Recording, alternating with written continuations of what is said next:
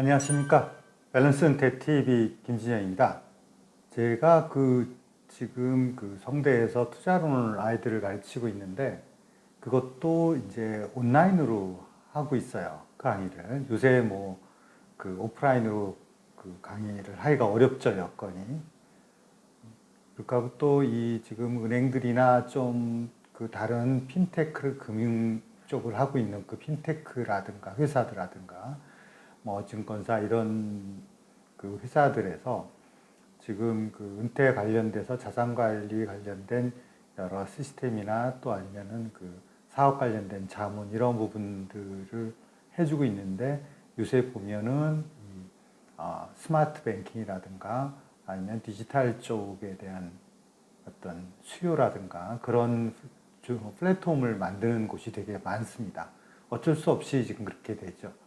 그렇게 되는데 정작 제 주위에 보면은 저희 또래 있는 분들이나 이분들이 의외로 이 유튜브를 보시긴 보시는데 사실은 디지털 세계에 익숙치가 않으세요. 굉장히 사소한 것들 때문에 잘 못하는 경우가 많아요. 오죽하면 제 지금 이 영상도 사실은 구독을 하시는 분이 10%가 안 돼요. 나머지는 구독을 하지 않고 보시는데 왜 안 하냐고 이제 물어보면은 제 주위에 있는 분들 같은 경우에 일부는 구독을 하게 되면 이게 구글 거니까 구글 계정이 필요한데 그런 거 만드는 거 자체가 익숙치가 않으신 거예요. 귀찮고 이런 문제들이 있어요. 그래서 생각을 해보니 이제 이게 하루 이틀 끝날 문제도 아니고 이래서 이게 지금 은퇴 세대 부분 쪽도 이 디지털 기기라든가 이 디지털 쪽을 통한 정보 이런 것들이 없이는 살기가 어렵거든요. 이거는 젊은 애들이나 하는 게 아니고 해도 그만 안 해도 그만 이런 게 아니라 어떻게 보면은 은퇴 생활의 어떤 생존 문제랑 되게 비슷하잖아요. 근데 이게 여자분들은 익숙한데 남자분들은 오히려 익숙하지 않아요. 남자분들은 그냥 단순하게 보는 것만 익숙하지 그거를 만져서 뭐가 문제가 되면은 고치고 이런 부분들은 오히려 더 약한 것 같더라고요. 그래서 제가 가끔 생각하는 게 이게 은퇴 쪽을 자산관리 쪽을 이렇게 유튜브를 통해서 정보를 전달하든지 아니면 어떤 판단을 할 때 좀 도움이 될 만한 이야기를 드리는 것도 중요한데 한편으로 보게 되면은 이 디지털 쪽을 이용하는 방법에 대해서도 이걸 통해서 지금 은퇴자산관리 정보를 얻는 이런 것에 대해서도 좀 말씀을 드려야 되겠다 이런 생각이 들더라고요. 아니면 무용지물인 거예요. 이 내용이라든가 이런 교육 자체가. 그러니까 금융기관들이나 이런 쪽에서 노력을 해가지고 만들어도 실제로 그걸 이용을 하기가 되게 어려운 거죠. 할 줄 몰라서 이런 부분들이 많아요. 그래서 그런 것을 특히 좀 신경을 써야 되겠다 싶은 생각이 들고 저희가 지금 하고 있는 것이 본격적인 은퇴 설계 부분 쪽을 하고 있고 바로 이 전편이 은퇴 설계의 앞부분인 내 은퇴 자금을 진단하는 거예요. 지금 오늘은 그거에 대해서 진단 결과를 보고 그러면 뭐를 고쳐야 되는지, 뭐를 내가 보완적으로 더 해야 되는지, 어떻게 해야 되는지 이제 이런 부분들을 이제 보실 거예요. 그런 부분들은 전체적으로 무슨 문제냐 하면 일종의 균형 문제입니다. 이게 정답이 있는 게 아니에요. 집집마다 틀리고 생각하는 게 틀리고 다 틀리고 시장 상황도 그때그때 틀리고 다 틀리기 때문에 그것이 어떤 답이 딱 있는 게 아니어서 그리고 또 뭔가 계획을 세웠다 하더라도 그 계획이 그대로 가지도 않습니다. 그걸 그대로 간다고 생각하면 오히려 잘못되는 거예요. 아니 사슴을 잡는데 사슴이 뛰고 있는데 그걸 고정해서 쏜다고 되는 게 아니잖아요. 앉아서 그렇게 되는 거랑 똑같은 거예요. 같이 움직이면서 이거를 쫓아야 되고 해야 되는 겁니다. 그런 점에서 이 균형 감각을 갖는 게 굉장히 중요해요. 그래서 저희가 이 밸런스 은퇴 TV의 밸런스라는 이름도 사실은 은퇴에서 가장 중요한 것이 어떻게 보면은 투자를 잘해서 은퇴 자금을 왕창 뒤늦게 벌어서 뭘 편하게 지낸다 이런 걸 떠나서 지금과 미래의 부분 쪽에 균형 있게 자산을 배분을 해서 안정적으로 끌고 가느냐 이런 것들을 하자는 겁니다. 그래서 특히나 이 은퇴 자금의 조정 관련돼서는 이 밸런스라는 말이 굉장히 중요합니다. 정답이 있는 것이 아니라 나만의 어떤 밸런스를 찾아야 우리 집의 어떤 밸런스를 찾아야 되는 거예요. 그래서 그 균형점을 계속 찾아가야 되고 그것이 계속 움직이면서 균형이 변하잖아요. 지금 보시면은 이게 지금 줄타기를 하고 있는 그런 이미지지 않습니까? 그 이 줄타기를 하고 있는 그 이미지에 이게 뭐죠? 가만히 있는 것 같지만 끊임없이 균형을 잡고 있는 거예요. 저희가 그 오리들이 물에서 가만히 둥둥 떠 있는 것 같지만 끊임없이 발을 저어가면서 균형을 잡고 있는 거죠. 그렇습니다. 보이지 않아도 계속 그런 균형 잡는 일을 하고 있는 것이고 은퇴자산 관리도 그런 관점에서 계속 균형을 잡으려고 노력을 하셔야 된다는 겁니다. 우리가 지금 오늘 하려는 것은 지금 제대로 된 은퇴 설계 해보신 분들도 많이 계세요. 근데 제가 봤을 때는 제가 지금 은행이나 증권보험사에서 지금 은퇴 설계한 고객들을 봤을 때는 제대로 한 고객은 거의 없는 겁니다. 찌라시 같은 거 한두 장 받아가지고 은퇴 설계했다고 하는데 그 하나만한 것들이고 별 의미도 없어요. 그걸 가지고 뭘 판단할 수도 없고 그렇습니다. 그 한두 장 종이 쪼가리 가지고 뭘 하겠습니까? 솔직히. 그래서 그런 건 아닌 것 같고 그 좀 제대로 된 은퇴 설계라는 이런 것들을 하는 거라는 걸 좀 알고는 계시고 그 다음에 이제 뭐 그렇게 해주는 곳이 없으면 스스로라도 해야 되죠. 그래서 오늘은 조정편을 하는 건데 우리가 지금 지난번에 한번 보시면 저희가 1편에서 진단에서 뭘 했습니까? 지금 어떤 필요자금이라든가 준비자금에 대한 어떤 문지표 같은 거 어떤 것들을 적어서 정리를 해야 되는가 내가 그 은퇴자금이라고는 어떻게 빼야 되는가 그 다음에 그걸 가지고 이제 그 시스템을 통해서 이렇게 체크를 해야 될 사항이 뭔가 그래서 그걸 했을 때 진짜는 어떤 결과들이 나오는 것인가 내가 그 진단 결과표를 보면은 뭘 봐야 되는가 이런 것들까지 했습니다. 그 다음에 이제 저희가 그걸 가지고 이제 실제로 조정을 하기 시작을 해야죠. 안 맞을 테니까. 맞는 분은 거의 없을 테니까. 그러니까 거기서 이제 조정을 하기 시작을 해야 됩니다.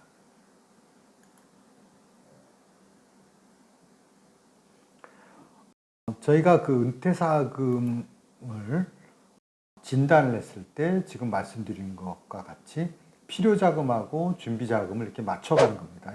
여기 왜 화살표가 양방향이냐면 내 필요자금도 그 뒤에 그 준비자금이라든가 이런 거랑 비교해 봤을 때 조정을 해야 돼요.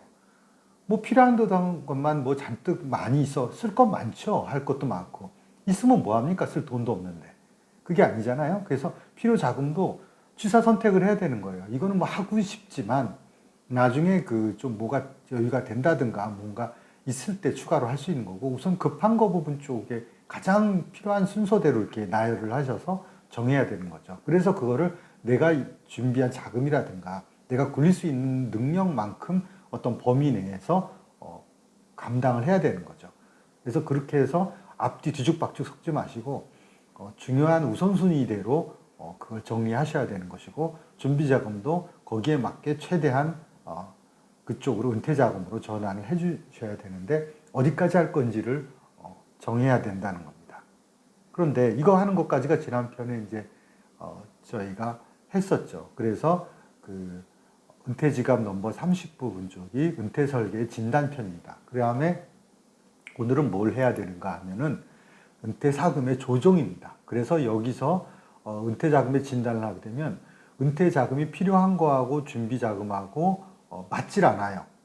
그래서 과부적이 있으니까 이걸 어떻게 조정해야 되는지 그 다음에 또 뭐냐면 내가 그래서 이걸 조정하는 과정에서 결국은 뭐 투자 상품 같은 경우도 더 사게 되고 그쪽으로 배정을 하게 되는데 내가 감당할 수 있는 투자 위험이라는 걸 조정을 해야죠. 기대 수익률만 높다고 무조건 그걸 한다고 해서 되는 게 아니에요. 기대 수익이 높으면 그만큼 반대로 반토막 나는 수도 있으니까. 그렇게 하게 됐을 경우에는 뭐 은퇴 2번 하는 것도 아니고 그 뒤에 조정할 수 있는 시간도 없어요. 그래서 이제 그 부분 쪽에 내가 감당할 수 있는 부분 쪽을 체크를 하셔야 된다는 거고 그 다음에 뭐냐면 이게 자산을 풀어 쓰는 거니까 들어오는 돈 팔아서 돈이 들어올 때와 그 다음에 내가 나가는 돈이 맞지가 않잖아요. 나가는 것들은 균일하게 나가는데 들어오는 건 들쑥날쑥이니까 그런 것들을 이제 어떻게 하면 맞춰줘야 되는지 최대한 맞춰야 되지 않습니까? 그래야지 내가 향후에 뭐 집이라든가 이런 걸 언제쯤은 팔아야 되겠다, 언제쯤은 줄여야 되겠다, 뭐 이런 것들, 투자상 돈도 지금 여유 자금을 언제 정도까지는 운용을 해도 괜찮겠다. 이런 부분들이 결정이 되는 거죠. 자, 그럼 하나하나 볼까요? 그럼 먼저 그 은퇴 자금의 과부족을 조정하는 것부터 보죠. 은퇴 자금의 과부족이라는 건 결국은 대부분이 똑같지만 대부분 필요한 돈은 많은데 내 은퇴 자금이 없다는 거예요. 그걸 할 수 있는 돈이 없다는 겁니다. 근본적으로. 없는 돈이 뭐 어디서 생깁니까? 자, 그러니까, 그럼 이제 먼저 조정해야 되는 것이 뭐냐면, 일단 제가 말씀드릴 때, 내가 있는 모든 재산이 다 은퇴 자금이 아니라고 말씀드렸잖아요. 내 돈의 그 일부는 애들 결혼이라든가 교육에 써야 되는 그런 돈이고, 그런 식으로. 그 다음에 뭐 내 재산 중에서 뭐 부동산 관련된 일부는 살아야 되니까 뭐 그걸 내가 생활비로 뺏어 쓸 수는 없는 돈이잖아요. 이런 식으로 내 재산 중에서 내가 은퇴 생활할 때 쓸 수 있는 은퇴 생활비를 쓸 수 있는 그 돈이라는 그런 부분이 은퇴 자금인데 그 은퇴 자금을 이제 처음에 설정을 할 때 이렇게 골라봤잖아요. 요거는 내가 은퇴 자금으로 쓴다 했는데 안 맞는 거예요. 은퇴 자금이 너무 적은 거예요. 그러면 이걸 가지고는 생활비를 쓸 수는 없는 문제가 생기니 그럼 이제 은퇴 자금으로 내가 원래 은퇴 자금을 쓰려고 하지 않았던 것을 은퇴 자금으로 그 쓰는 방법이 이제 있습니다. 그래서 그거를 먼저 조정을 하는 거죠. 그래서 이걸 뭐 이렇게 말로 설명드린 게 아니라 이제 뭐 한번 예를 들어서 볼까요? 지금 이제 이런 사람의 한번 예를 들어보세요. 이게 우리가 저번에 그 은퇴 자금의 진단에서 나왔던 그 케이스를 하나 지금 그대로 옮겼습니다. 그래서 내 재산이 이제 대출 빼고 14억이에요. 16억인데 대출 2억이 있어서 이런 분이 뭐 이러저런 이제 자산이 있어요. 그래서 이 사람이 이제 어떻게 했냐면 내가 은퇴 때 쓸 돈으로 뭘 골랐냐면 내가 가지고 있는 예금하고 그 다음에 그 내가 투자해 놨던 1억하고 그 다음에 이제 국민연금 받을 거 그거 그래서 그 다음에 생명보험은 뭐 그냥 집이 있으니까 해약을 하면 6천만 원 나온다고 하니까 이제 그거는 내가 이제 은퇴 자금으로 이제 쓸 생각이다 이렇게 정했어요. 그랬는데 그게 5억입니다. 그 하는 게. 그런데 우리가 지난 시간에 뭘 봤죠? 필요 자금을 체크해 봤지 않습니까? 필요 자금을 뭐 한 달에 이제 생활비를 어떻게 쓰고 나이가 몇 살 되면 어떻게 쓰고 뭐 주거비나 세금이나 이런 것들을 이제 했는데 그렇게 해서 내가 필요 자금을 이제 따져 보니 내가 이제 적당하게 필요한 자금이라는 게 9억 정도 들어가는 거예요. 내가 이제 그 뭐 내 수명까지 필요한 거는. 그럼 이것만 봐도 벌써 터무니없이 부족한 거죠. 4억이나 부족한 거예요. 결국 뭐냐면 이렇게 내가 은퇴 생활비를 이렇게 쓰고 이렇게 하는 부분은 내 돈 가지고는 불가능하다는 거죠. 결국은. 그럼 뭐 소용이 없는 거죠. 저희가 지금 은퇴 자금을 조정하고 은퇴 설계를 하는 이유가 뭐예요? 그냥 애들한테 다 맡길 거면 뭐하러 합니까? 그냥 알아서 쓰시고 뭐 애들한테 필요하니까 다 뭐 용돈 줘라. 뭐 나 이거 필요하다 이렇게 얘기하면 되는 거죠. 그게 아니죠. 그러니까 그 제 스스로 저희들 스스로 커버할 수 있는 부분 쪽을 최대한 늘리려고 하는 그런 부분인데 그럼 이제 이걸 조정하는 방법이 뭐 애들 주기로 했던 돈이야 이런 부분들을 줄이는 거죠. 여기서 보면 우선은 뭐냐면 지금 10억짜리를 깔고 살고 있는 거예요. 이분은. 그런데 깔고 살고 있는 돈이라는 것이 말이 자산이지 별 의미가 없는 자산이에요. 왜냐하면 돌아가시면 상속해버릴 거기 때문에 이건 뭐 내 자산도 아닌 거예요. 그냥 하나의 벽돌 더미인 것이지. 그러면 이거를 이제 주택을 축소하는 거를 생각해 보여야 되죠. 왜냐하면 차이가 4억이나 나기 때문에 결국은 집은 내 거니까 그러면 내가 내 집을 축소한다는 거죠. 줄여서 거기서 한 4억을 빼내는 거죠. 그걸 이제 그 은퇴 자금으로 쓸 생각을 하는 거죠. 그래서 6억짜리 집으로 집을 줄이는 거죠. 그 대신에 이렇게 집을 줄이려면 대출은 갚아야 되니까 퇴직금으로 대출은 갚는다는 겁니다. 퇴직금으로 대출은 갚고 그 다음에 그걸 팔아가지고 집을 6억짜리 정도로 줄이고 그 다음에 거기서 4억을 뺀다는 거죠. 자 이렇게 해서 이제 그 4억을 마련하고 그 다음에 이제 뭐 그 애들 결혼할 때 원래 애들한테 한 2억 정도 뭐 한 해가 1억 정도씩 뭐 이렇게 보태주려고 했는데 그 계획을 축소해야죠. 그 뭐 이제는 뭐 한 명은 1억이지만 두 명이면 뭐 5천만 원 정도씩 해서 너희들 그 결혼하는 거는 그 각자 스스로 준비를 해라 하게 줄여야 되는 거죠. 그래서 그 부분 쪽을 줄여서 한 1억 정도를 은퇴 자금을 해서 뭐 너희들한테 용돈을 나중에 받으나 내가 내 돈으로 내 생활비 쓰나 마찬가지 아니에요? 굳이 뭐 그걸 너희들 다 주고 너희들이 그걸 또 나중에 용돈으로 나 먹여 살릴래? 그럴 필요 없잖아요.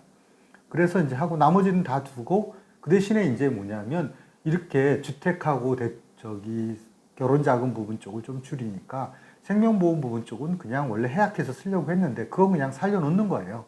그래서 나중에 이건 뭐 그냥 그 집 주는 대신에 상속자산으로 써야 되겠다. 나 조금 뭐 2억은 나올 테니까 그거는 뭐 어차피 집하고 합쳐가지고 하면 집이 뭐 지금 6억인데 그때 가서 얼마 될지 모르지만 그거 하고 이 뭐 사망했을 때 보험금 2억 이거는 뭐 그 나중에 이제 물려줘야지 이렇게 하게 되면 은퇴 자산을 조정하면 9억 4천 정도가 되는 거죠.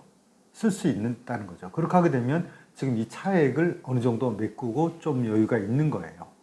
이런 식으로 이제 은퇴 자금을 조정을 하는 방법이 있습니다.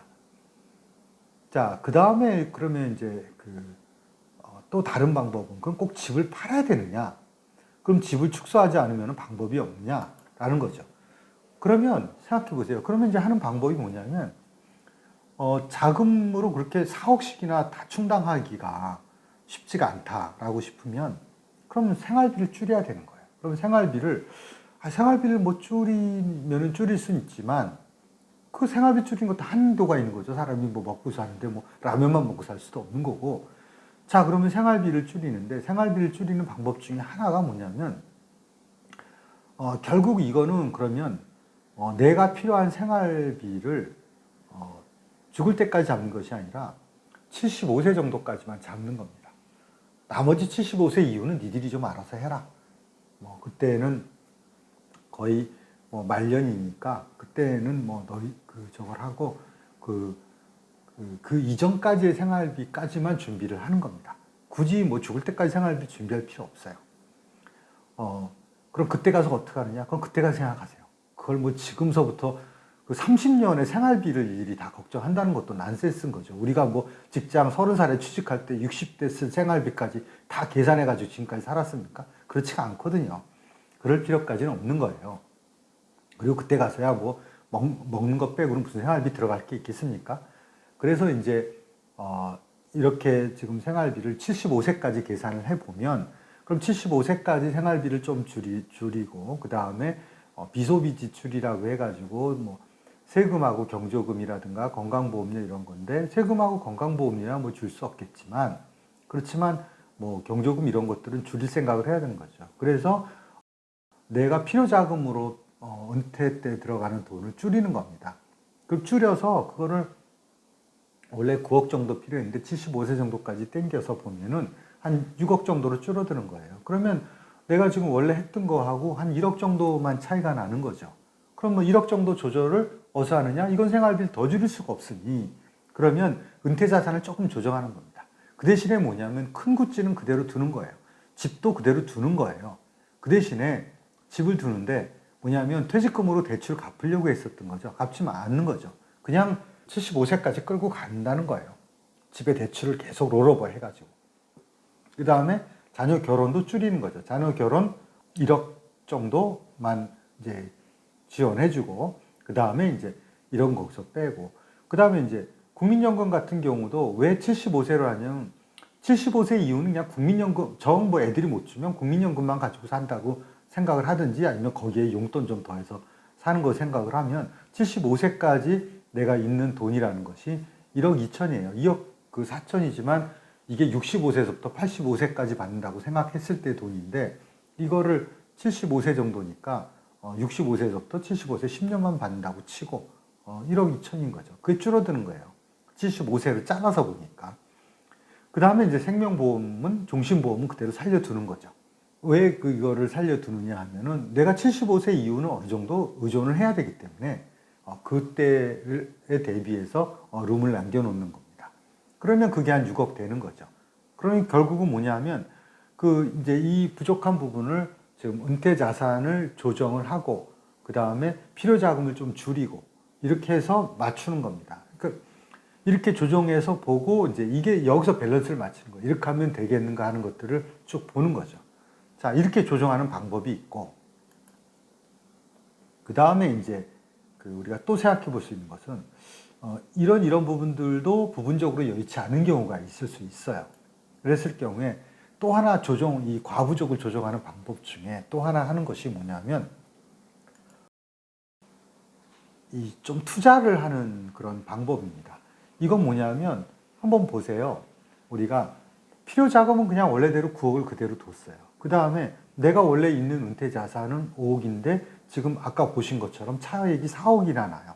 4억이나 나는데 자, 이거는 이제 이런 방법으로 한번 조정을 해보는 겁니다. 우선 거주주택 10억은 그대로 둡니다. 그 다음에 퇴직금으로 대출도 상환합니다. 그러면 10억은 온전히 내 집인 거예요.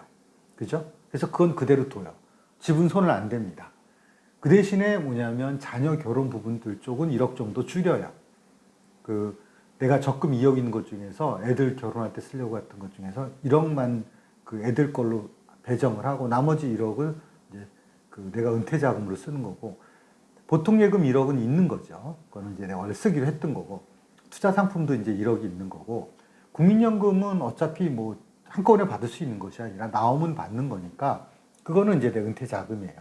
그 다음에 생명보험도 해약을 합니다. 왜냐하면 집을 뭐 10억을 온전하게 그대로 다 하기 때문에 굳이 생명보험 쪽까지 하지 않아요. 그러면 이걸 어떻게 하느냐. 지금 적금 1억 있는 거랑 그 다음에 예금 중에서 1억 중에서 반은 좀 유동성으로 가지고 있어야 되니까 그 중에서 반인 5천만 원 정도. 그 다음에 투자 상품 1억. 그죠? 그 다음에 생명보험 해가지고 3억 천만큼의 투자 자금을 마련을 해가지고 이거를 좀 더 적극적으로 운영을 하는 겁니다. 그래서 이거를 수익률을 높이는 거예요. 수익률을 높이는데 이것이 한 해 수익률을 높이는 것이 아니라 지금 놓고 보면 30년을 생각을 해서 움직이는 거잖아요. 그러면 30년을 우리가 복리로 생각해서 운영을 한다 하더라도 이거를 6억 정도를 만들어내는 거죠. 그러니까 3억 정도를 투자 수익으로 더 벌어내는 겁니다. 지금 기준으로 봤을 때도. 그렇게 해서 만들어내면은 이것이 한 8억 9천, 한 9억 정도 되는 거죠. 그래서 이렇게 했을 경우에는 지금 보면은 이건 좀 약간 극단적이긴 하지만 다른 것들을 줄이지 않고 투자를 더 많이 해서 은퇴 자금의 과부족을 조절하는 방식입니다. 이 세 개를 조합을 하는 겁니다. 이 세 개를 어떤 식으로 조합하는 것이 가장 밸런스가 잘 맞을까를 시뮬레이션 해보는 거. 그러니까 이렇게 넣어보고 빼보고 막 이렇게 해봐야 되거든요. 이게 한 번에 딱 답이 나오지 않죠. 그래서 이거를 이걸 넣어봤다 저걸 넣어봤다 해가지고 가장 적당한 균형을 잡는 그 포인트를 잡는 것이 은퇴 설계예요. 은퇴 설계 시스템을 이런 거 해보라고 있는 거예요. 이게 손으로 계산 어렵잖아요. 안 되니까 머리만 아프고 그런 겁니다. 자, 그 다음에 이 은퇴 자금을 이제 이런 식으로 조정을 하게 됐을 때 그 다음에 우리가 은퇴 자금을 진단하면 또 하나가 나오죠. 지금 여기서 투자 상품이라는 것을 했잖아요. 그러면 투자 상품에는 위험이 따르잖아요. 그럼 이 투자 상품의 위험을 조절을 해야 되는 겁니다. 내가 모든 거를 다 뭐 수익률 높다고 다 투자할 수 없어요. 왜냐하면 내가 감당할 수가 없어요. 내가 감당할 수 없다는 것은 어떤 의미냐면 예를 들어서 어떤 투자 상품이 뭐 수익률이 굉장히 높아서 뭐 1년에 20%씩 올라가는데 반대로 이것이 1년에 한 20% 이상씩 크게 손해볼 수도 있는 그런 상품인 거죠. 그럴 가능성도 있는 상품이에요. 그런데 문제는 그렇게 하게 됐을 경우에 그거를 더 투자 금액을 늘려서 그 수익을 보전하거나 아니면은 또 그 운영했던 자금을 쓸 시기가 안 맞는 경우가 있어요. 예를 들어서 내가 뭐 애들 결혼 한 3년 뒤에 할 것 같은데 그럼 3년 투자 자금을 하는데 마지막 3년째 반토막이 나버리면 못 쓰는 거잖아요.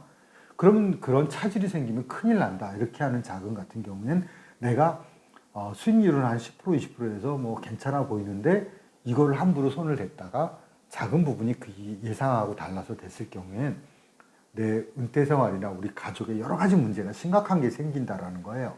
그렇게 생기는 것들은 곤란한 거죠. 그러면 그거는 내가 수용할 수 있는 위험이 아닌 겁니다. 이런 부분들을 조정을 해야 되는 겁니다. 그래서 내가 어디까지 이거를 감내할 수 있느냐 이런 거죠.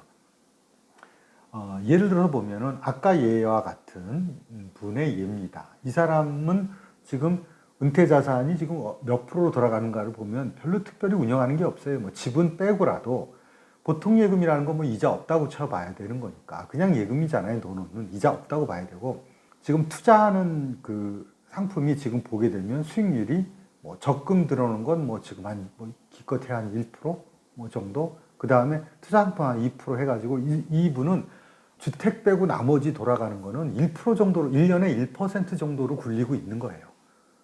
뭐 거의 안 굴리고 있는 거랑 마찬가지죠.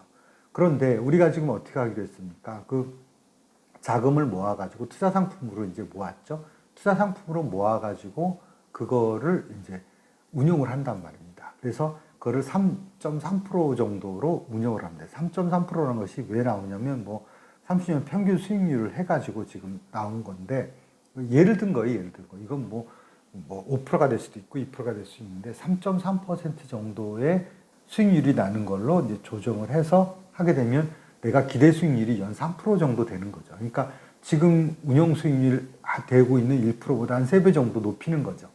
그런데 이 높일 때는 어떻게 돼요? 반대급부로 위험이 따르죠. 그래서 투자 위험을 보면 현재는 투자 위험을 1단계부터 5단계로 놓고 봤을 때 현재 하고 있는 투자 위험은 평균을 내보니 한 1.5 정도 단계예요. 되게 낮은 거죠. 거의 위험이 없는 투자를 하고 있는 거죠. 그런데 이렇게 바꿀 때는 투자 위험이 어느 정도 되느냐를 이제 나온 걸 보게 되면 해보니까 한 3.2 정도가 되는 거예요. 한 수익률은 한 3배 정도, 즉 1%보다 한 3배 정도 되는데 투자 위험은 한 2배 정도 좀 넘는 식으로 되는 거예요. 그래서 내가 이 3.2 정도 되면은 한 중위험 정도 되면 되는 겁니다. 이 지금 현재는 되게 저위험인데 중위험 정도 되는 거니까 그러면 내가 중위험 정도 되는 걸 감안하고 그 다음에 이런 식으로 투자를 해서 집이나 다른 걸 두고 투자 상품 쪽으로 조정을 할 것인지 이런 부분들을 판단하는 거예요. 그래서 우리가 앞에서 조정을 하지 않았습니까? 이렇게 수익률을 조정을 하고 생활비도 좀 조정을 하고 은퇴자금도 조정을 하고 은퇴자금의 가부족을 은퇴설계 시스템 조정을 할 때는 이 세 가지를 다 섞어서 조정을 하는 거예요. 그런데 그걸 할 때 체크해야 되는 것이 그것이 이 내가 감당하는 투자 위험 감당할 수 있는 수준을 넘는 수준으로 가면 안 되는 거죠. 그래서 투자 상품이 그 한도 내로 들어오게 조정을 해야 되는 거예요. 그 다음에 또 하나 이제 봐야 되는 것이 뭐냐면 이 수입과 지출이에요. 수입과 지출이 안 맞을 수 있다고 했잖아요. 전체 필요한 자금하고 내가 은퇴 자금하고 있는 거는 맞는데 수입과 지출, 들어오고 나가는 시기가 안 맞는 거죠. 한번 보시면은 이걸 한번 그 나이대마다 예를 들어서 한번 했어요. 이게 지금 은퇴를 하면서 이게 5년 단위로 제가 끊어서 이제 봤는데 은퇴 처음 했을 때 내가 10억 있었다고 칩시다. 10억 쳤는데 이 10억 중에서 내가 지금 집도 은퇴 자금에 이제 나중에 쓸 거라고 생각을 해서 팔 거니까 넣어놨는데 지금 팔 게 아니기 때문에 결국은 내가 지금 현재 생활비를 쓸 수 있는 가용, 그러니까 빼서 쓸 수 있는 그 돈은 2억이라고 치는 거죠. 2억을 만약에 쓰게 되게 되면 은퇴 자금이 이제 8억으로 줄게 되죠. 이렇게 계속 줄어서 나중에 은퇴 자금이 없죠. 10억을 다 쓴 거죠. 그 대신에 그것이 전부 가용 자금으로 10억 다 쓴 거잖아요. 그래서 은퇴 자금 10억은 맨 나중에 보면 가용 자금으로 다 쓰고 나면 쓴 가용 자금으로 쓴 것이 10억이 되는 거고 지출 금액도 10억이죠. 왜냐면 그 가용 자금을 가지고 쓴 거니까. 그런데 가용 자금이라고 해서 그것이 지출 금액하고 차이가 나는 겁니다. 그래서 첫 해는 가용 자금이 2억이 있는데 5년 동안 2억을 쓸 수가 있는 돈이 있었는데 그거를 지출 금액에서 1년에 4천만 원씩 해서 5년 동안 2억을 썼어요.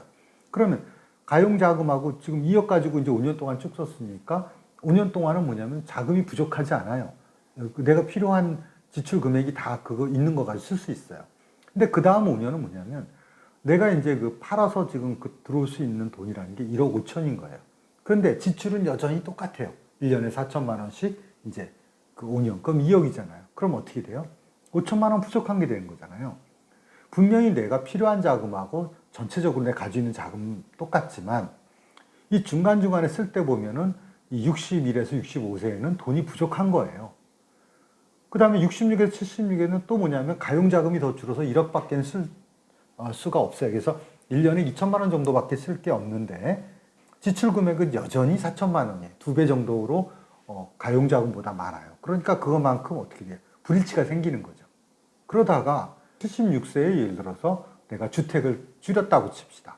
줄여가지고 가용자금이 4억으로 늘어났어요. 그러니까 집을 줄여서 10억짜리를 6억으로 줄인 거예요. 그래서 4억이 들어와 있어요. 그럼 4억이 들어왔는데 4억이 들어오는 거는 이제 보면은 그때 지출은 1억 5천 정도예요. 왜냐하면 나이가 많아서 이제 지출 금액이 줄어드는 거죠. 그때 남아요. 그런데 그때 남은 뭐예요? 이미 그 전에 있는 부분 쪽은 지금 2억이나 못 쓰고 있었단 말입니다. 이렇게 안 맞는 거예요. 이건 뭘 말하냐면 우리가 은퇴 설계했을 때 계획을 세웠을 때 이렇게 소득하고 지출하고 맞는지도 확인을 하셔야 된다는 겁니다. 그래서 들어오는 것과 나오는 시기가 안 맞으면은 그 밑에 조정을 해야 되는 거죠. 은퇴 설계를 할 때